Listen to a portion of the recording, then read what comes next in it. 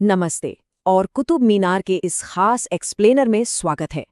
आज हम सिर्फ ईंट पत्थरों की बात नहीं कर रहे हैं, बल्कि सिविल इंजीनियरिंग के एक ऐसे मास्टरपीस को डिकोड करने वाले हैं जिसके राज और जिसकी मजबूती आज भी बड़े बड़े आर्किटेक्ट्स का सर चकरा देती है।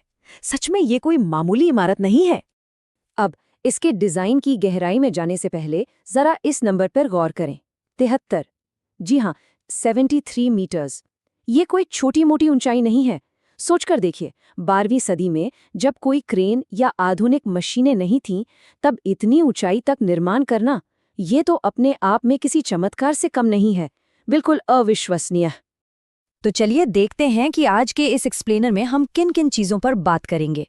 हम शुरुआत करेंगे इसके ऐतिहासिक स्वरूप से, फिर इसकी बाहरी खूबसूरती को देखेंगे, वास्तुकला का विश्लेषण करेंगे और आखिर में इसके अंदर छिपी संरचनात्मक इंजीनियरिंग को डिकोड करेंगे।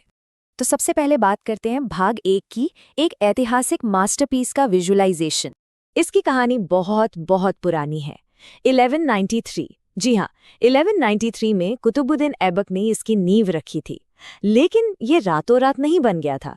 इसके 5 मंजिला स्वरूप तक पहुंचने में दशकों लग गए। कई पीढ़ियों ने इस पर काम किया, तब जाकर ये आज भी खंडर हो चुके कुतुब कॉम्प्लेक्स के बीच इतनी शान से खड़ा है। अब आते हैं भाग 2 पर, इसकी बाहरी यथार्थवादी परत, यानी इसका बाहरी रूप रंग। अगर इसे ध्यान से देखें तो पहली नज़र में ही ये लाल बलुआ पत्थर और सफ़ेद संगमरमर का कॉम्बिनेशन मन मोह लेता है। मेरा मतलब है, इसकी 5 अलग अलग मंजिलों पर जो बारीक नक्काशी और शानदार अरेबिक कैलीग्राफी है ना, वो वाकई देखने लायक है। हर एक डिटेल को कितनी बारीकी से तराशा गया है। और एक बात और, क्या कभी इस पर पड़ने वाली प्राकृतिक धूप और गहरी परछाइयों पर ध्यान दिया है? ये धूप छांव का खेल इसकी नक्काशी को, इसके खांचेदार डिजाइन को एकदम जीवंत कर देता है, जैसे पत्थर खुद बोल रहे हों। खैर, अब बाहरी खूबसूरती से थोड़ा आगे बढ़ते हैं भाग 3 की ओर, वास्तुकला का विश्लेषण। अगर हम इसके इस खूबसूरत बाहरी आवरण को हटा दें तो इसका एक बहुत ही साफ सुथरा ब्लूप्रिंट सामने आता है। सबसे नीचे एक बेहद मजबूत नींव है, फिर ऊपर की तरफ पतला होता हुआ एक गोलाकार ढांचा, जिसे सजावटी पट्टियों ने बड़े करीने से अलग अलग हिस्सों में बांटा है। और यहीं पर बालकनियों का रोल समझ में आता है। असल में ये बाहर की तरफ निकली हुई गैलरियां सिर्फ सजावट के लिए नहीं है, बिल्कुल नहीं। ये अलग अलग मंजिलों को एक दूसरे से अलग करती हैं और मीनार के ढांचे में एक गजब की तकनीकी गहराई जोड़ती हैं। अब इसके आकार में जो सबसे नाटकीय बदलाव है, जरा उसे समझते हैं। जमीन पर इसका बेस 14.3 मीटर चौड़ा है, काफी बड़ा है ना? लेकिन जैसे जैसे हम ऊपर जाते हैं ये तेजी से सिकुड़ता जाता है और टॉप पर इसका डायमीटर सिर्फ 2.7 मीटर रह जाता है। क्या गजब का ट्रांजिशन है।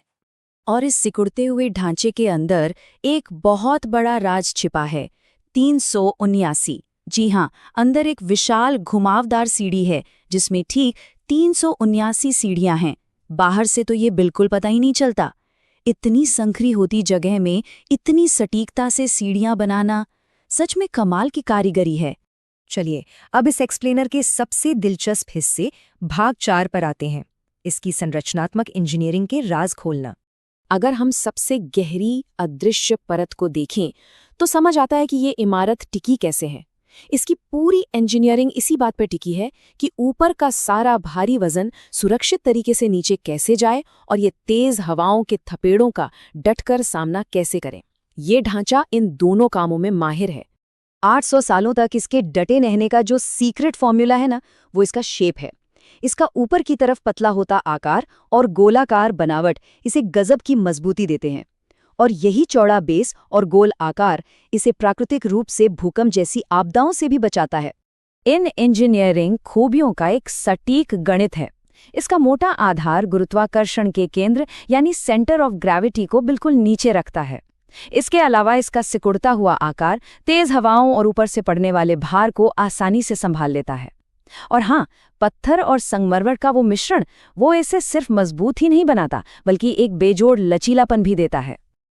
अब कला और इंजीनियरिंग के इस अनोखे संगम को देखने के बाद दिमाग में एक सवाल आना तो लाजमी ही है। अगर 800 साल पुरानी एक मीनार प्राकृतिक रूप से भूकंप के झटके झेल सकती है, तो क्या आधुनिक वास्तुकला में ऐसे कई प्राचीन इंजीनियरिंग राज हैं जो अभी भी हमारी नजरों से छिपे हैं? शायद हमारे भविष्य की सबसे मजबूत इमारतों के ब्लूप्रिंट्स इतिहास के पन्नों में ही दबे हुए हैं। इस बारे में जरूर सोचिएगा।